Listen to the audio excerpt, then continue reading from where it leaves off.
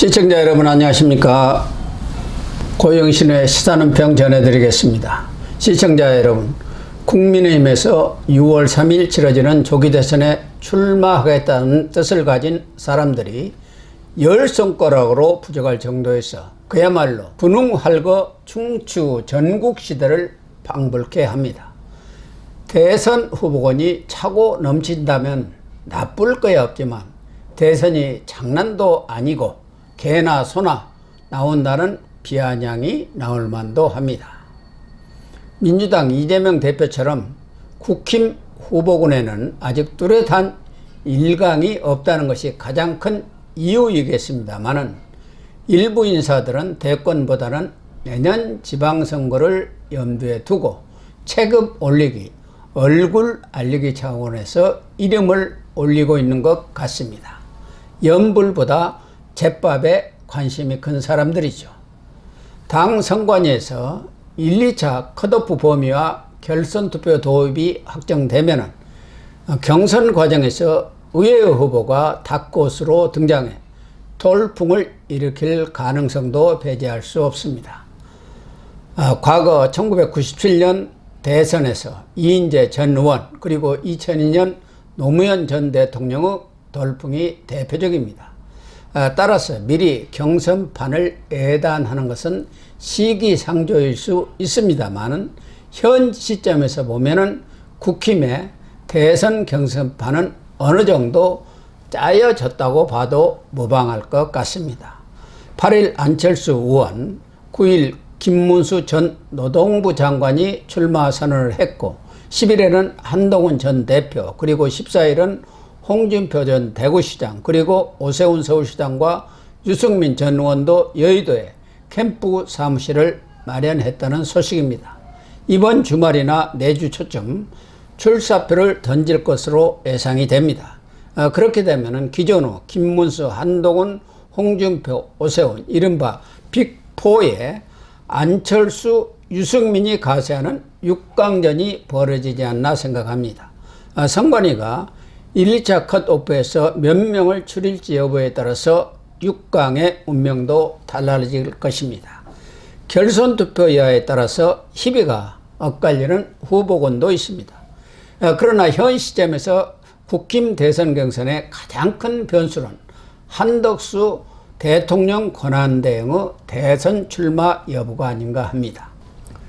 지난 4일 윤 전 대통령의 파면이 확정된 이후 여권 일각에서 뜬금없이 한덕수 대망론, 한덕수 차출론이 흘러나왔는데요. 급기야 탄핵 정국에서 윤 대통령 호위무사 역할을 맡아 가장 열심히 탄핵 반대 투쟁에 앞장섰던 찐윤 윤상현 의원이 8일 국무회의가 끝난 뒤 한 전 대행을 면담해서 대선 출마를 권유하기에 이르렀습니다. 물론 그 이전에도 국민의힘 비상의총이나 4선 이상 중진 의원 간담회에서도 이재명을 이기기 위해서는 한 대행의 영입이 불가피하다는 의견이 제기되었습니다.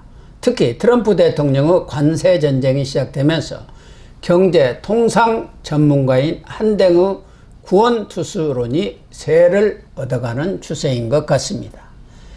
윤 의원의 출마 권유를 받은 한 대행은 정치를 하겠다는 생각을 한 번도 한 적이 없다고 거절했다고 면담 후 윤 의원이 전했고 총리실 간부들에게도 대선의 디귿자도 꺼내지 말라고 입단속을 시켰다고 합니다. 그럼에도 불구하고 한 대행이 이재명에 대항할 적임자라는 평가와 함께 한덕수 출마론이 사그러들지 않는 모습입니다. 한 대행은 50여 년의 공직생활 동안 국무총리를 2번이나 지냈고 통상교섭본부장, 청와대 수석, 국무조정실장, 경제부총리, 주미대사, 그리고 한국무역협회장 등 그야말로 타의 추정을 불허하는 국정 운영의 경험과 경륜을 쌓은 분입니다. 대통령 권한대행을 맡아서 거야로부터 탄핵까지 받았지만 국정을 안정적으로 이끌고 있다는 평가를 받고 있습니다.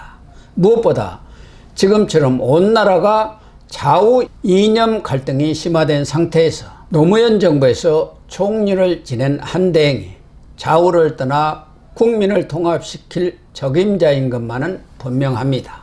국민의힘 입장에서도 현재 후보군이 모두 일장일단이 있는 데다 보수가 탄핵 반대와 탄핵 찬성파로 쪼개진 상황에서 중도 통합적 이미지를 갖고 있는 한대행이 보수를 통합시키고 대선의 캐스팅 보드를 쥐고 있는 중도층으로 외연 확장도 꾀할 수 있다는 일석이조의 대선 후보감인 것만은 분명합니다. 무엇보다 윤 전 대통령의 의중을 잘 아는 윤 의원이 한대행 출마에 앞장선 것으로 볼 때 윤심을 아우를 수 있는 장점도 있습니다. 지역적으로도 한대행은 전북 출신이기 때문에 야당의 텃밭을 흔들 수 있는 이점도 있습니다. 호남 현지는 몰라도 적어도 수도권 호남 출향민들의 표심에 상당한 영향을 미칠 것으로 생각합니다. 게다가 국회에서도 야당 의원들의 공세에 할 말은 하고 때로는 단호히 제압하는 강단을 보였습니다. 8일 전격적으로 마흔혁 재판관과 함께 중도 보수 성향의 헌법재판관 2명을 전격 지명함으로써 점령군 행세를 하는 이재명에 맞서 맞짱을 뜨겠다는 단호한 의지를 과시하기도 했습니다. 9일 저녁에는 트럼프 미국 대통령과 취임 이후 처음으로 28분간 전화통화를 갖고 관세, 주한미군, 방위비 대북 문제 등 당면 현안에 관해 논의했습니다. 트럼프 대통령은 통화 후 looking good, 상황이 좋다고 만족감을 표명하면서 한국과 일본과 같은 동맹국을 우선하라고 지시했다고 합니다. 그만큼 백악관이 한대행에 대한 신뢰를 표시했다고 봐야겠죠. 모든 면에서 정과 사범 5개의 재판을 받고 있는 좌파 친중 성향의 이재명과는 차원이 다른 인물인 것만은 부인할 수 없습니다. 문제는 한대행이 장점이 많은 만큼 코앞에 닥친 조기 대선 후보로서는 많은 약점을 지니고 있다는 점입니다. 첫째, 평생 고위관료 생활을 해온 분이 아사리판, 진흙탕 싸움이 벌어질 정치판, 그것도 온갖 네거티브 선거전이 치러질 대선판에서 살아남을 수 있겠느냐는 것입니다. 과거 고건 전 총리, 반기문 전 유엔 사무총장도 대권의 뜻을 두고 도전에 나섰지만 한두 달을 버티지 못하고 무너졌습니다. 여의도 정치에 전혀 경험이 없는 분이 뛰어들기에는 리스크가 너무 크다는 것입니다. 둘째, 대통령 고리 상태의 권한대행으로 엄중한 국내의 여건 속에서 안정적 국정관리, 선거관리라는 막중한 책임을 내던진 채 심판이 선수로 뛰어든다면 그 상황에 대해서 야당의 공격은 말할 것도 없고 우리 국민들의 평가는 어떨지 아닐 수 없습니다.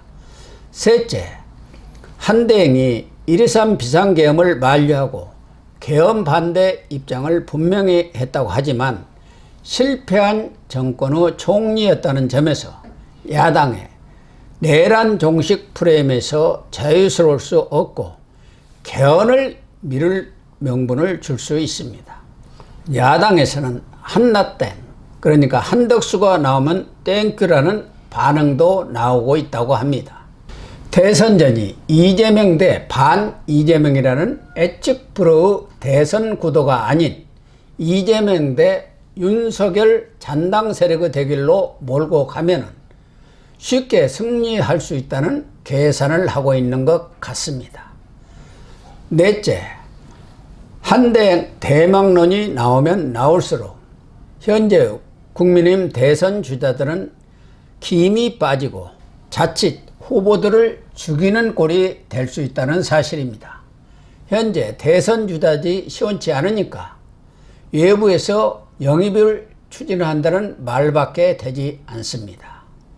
윤석열 전 대통령도 용병이라고 비판하던 사람들이 자기 당 후보들이 오직 시원치 않으면 또 용병을 영입하느냐는 비판에서 자유스러울 수 없습니다. 그리고 당내에 뿌리가 없는 한대응 입장에서는 108명의 국민의힘 의원 중 적어도 50여 명은 추대를 해야 경선 승리가 가능합니다. 한대응 추대론에 군부를 떼고 있는 사람들이 과연 그런 정도 세력을 확보하고 있는지도 의문입니다. 다른 조건이 다 충족되었다 해도 가장 중요한 것은 한대응의 권력 의지입니다. 만난을 무릅쓰고 대권을 차지하겠다는 강력한 대권 의지가 없으면 만사가 허사, 꽝이 되기 쉽습니다. 그런 점에서 한대응은 자인은 아니라고 하지만 현실적으로 논란이 되고 있는 대선 출마 여부에 대해서 조기에 입장을 분명히 밝힘으로써 경선 전국의 혼란과 불확실성을 잠재우는 것이 바람직합니다. 윤상현 의원이 간접적으로 입장을 전했지만 자칫 간보기가 아니냐는 오해를 받을 수 있습니다. 박근혜 전 대통령 탄핵 이후 치러진 2017년 대선 때 당시 여권 후보군 중 지지율이 가장 높았던 황교안 권한대행은 대선일 확정 공표 후 불출마를 선언했습니다. 한대응의 경선 출마가 앞에서 말씀드린 것처럼 양날의 검의 성격을 갖고 있다는 점에서 시청자 여러분들도 숙고를 해보시길 권면드립니다. 방송 마치겠습니다. 시청해 주셔서 감사합니다.